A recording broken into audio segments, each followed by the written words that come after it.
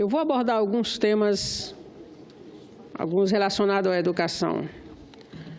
Mas eu quero ler uma nota que eu prometi que ele iria, o presidente Davi estava aqui ainda agora, saiu, que é um acontecimento na Universidade de São Paulo.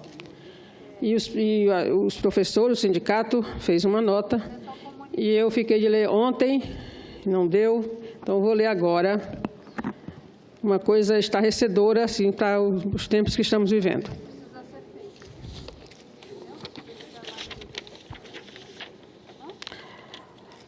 Manifestamos nosso mais profundo repúdio ao que ocorreu na Universidade Federal de São Paulo, campus Baixada Santista, na noite de 11 de agosto de 2017, durante a audiência pública convocada pelo Conselho Estadual da Condição Humana para discutir o texto do Plano Estadual de Educação e Direitos Humanos. Desde as 18 horas, o campo foi ocupado por policiais, muitos fardados, inicialmente armados, foi exigido que guardassem as armas. A calçada do portão principal ficou abarrotada de viaturas da Polícia Militar. A comunidade acadêmica que ali se encontrava para as atividades diárias tinha pouca informação a respeito e ficou estarrecida quando soube que se tratava de uma audiência em que seriam definidos os rumos da educação em direitos humanos. E mais ainda, quando compreendeu que os policiais militares, que a esta altura chegavam a quase 100, defendiam a proposta de eliminar conteúdos fundamentais à educação pública. Estes bradavam por direitos humanos aos humanos direitos, mudar a nomenclatura de ditadura militar de 1964 para a Revolução de 64, retirar a discussão de gênero das escolas, etc. Professores, técnicos e estudantes estavam no campus após tomarem conhecimento do que ocorria, decidiram participar da audiência e foram hostilizados pela tropa, que tentou impedir que votassem sob o argumento de que não estavam lá desde o início. Houve até grito de vagabundos. Se fazem isso contra quem estava no próprio espaço de trabalho e estudo, muito descendo da sala de aula, o que não farão com pessoas mais vulneráveis em um país com mais de 13 milhões de desempregados? Estudantes e professores que se manifestaram pacificamente, com cartazes em defesa da escola pública e dos direitos humanos, também foram hostilizados. Ouviram-se frases macabras como "depois morre e não sabe o porquê", em aspas. Ou "quando precisarem da polícia, chame o Batman", também entre aspas. Além disso, um grupo de militares e seus apoiadores começou a fazer cartazes com Bolsonaro 2018, liberdade sem libertinagem, pode confiar, hashtag. Situação preocupante em que os que defendem a escola sem partido partidarizam sua atuação, portando as vestes e as insígnias de uma corporação militar.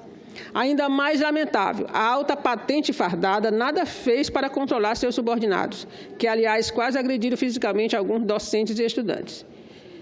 Feita a leitura do texto base do Plano Estadual de Educação em Direitos Humanos em São Paulo, começou a votação. O que se viu foi um verdadeiro espetáculo de horror. Depois de perderem uma proposta, militares agrediram verbalmente professores e estudantes, chamando-os mais uma vez de vagabundos. Nas votações subsequentes, intimidaram-nos fazendo pessoalmente a contagem dos votos e filmando e fotografando e olhando de modo ameaçador cada um que votava contra as posições deles. Ao longo da noite, a comunidade acadêmica correu sérios riscos. Foi aprovada a supressão de qualquer referência a direitos humanos no plano estadual. Olha só, era um plano estadual de direitos humanos, retirar qualquer referência a direitos humanos. Foi eliminado o item que obrigava o Estado a garantir a permanência e combater a evasão escolar das minorias. Foi suprimida a obrigação de formar agentes de segurança pública com base nos princípios dos direitos humanos. Apesar do temor, a comunidade acadêmica resistiu pacificamente.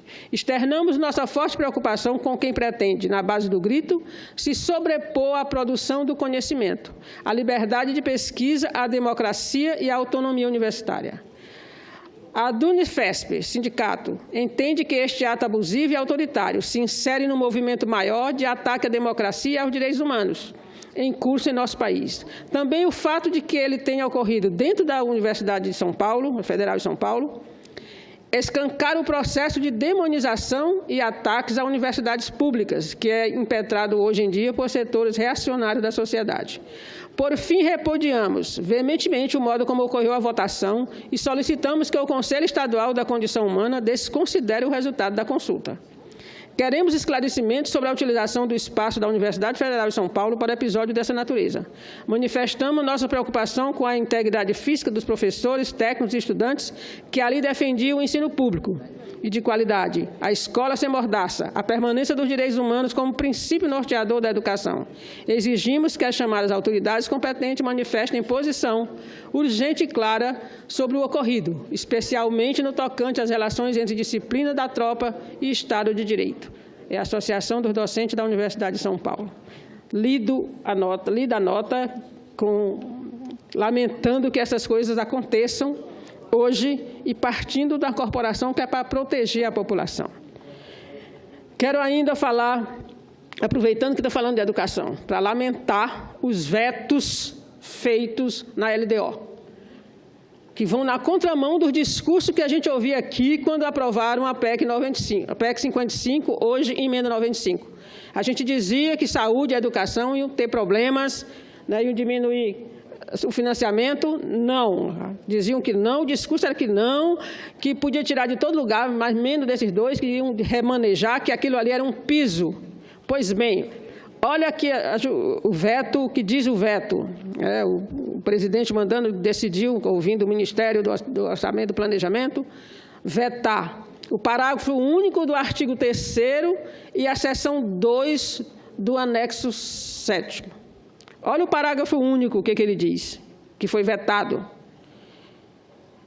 Decidiu vetar as ações relativas ao Programa de Aceleração do Crescimento, ao Plano Brasil Sem Miséria, promoção da igualdade ao enfrentamento à violência contra a mulher, implantação do Acordo de Paris sobre Clima, as metas inscritas no Plano Nacional de Educação. Vetado, gente.